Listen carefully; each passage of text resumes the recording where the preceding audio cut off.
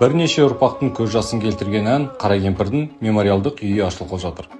Бүйрекбай келіні Қали апамыз 1897 жылы Қырғызстанда Талас өңірінде өмірге келді. Қазақ жігіті Әлімбайға тұрмысқа шығып, Жексенқұл, Қосшығұл атты екі ұлды өмірге әкелген.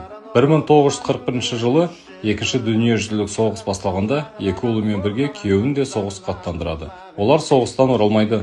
Апамыз өмірін соңына дейін үміт үзбей күтеді. 1970 жылы өмірден озады.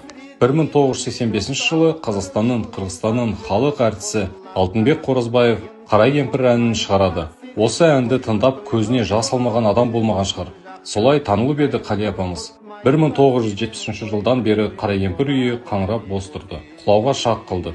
Міне, енді 2025 жылдың мамыр айының 22 жұлдызында Қызылсай ауылының тумасы, Қазақстанның еңбек сіңірген қайраткері, құрмет орденінің иегері, белгілі суретші, зергер Берік Әлібай аруақтарға құран бағыштап, Қара кемпір үйін қалпына келтіруді бастады. 3-4 айдың көлемінде құрылысы толық аяқталып, 300-ге тарта экспонаттар жиналып, Жамбыл облысы Меркі ауданы Қызылсай ауылында Қара кемпір мемориалдық үйі өмірге келді.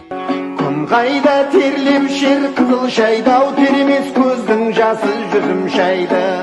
Жексенқұл Қосшығұлым кеп қалдың ма, аралып қайтайыншы Қызылсайды. Жексенқұл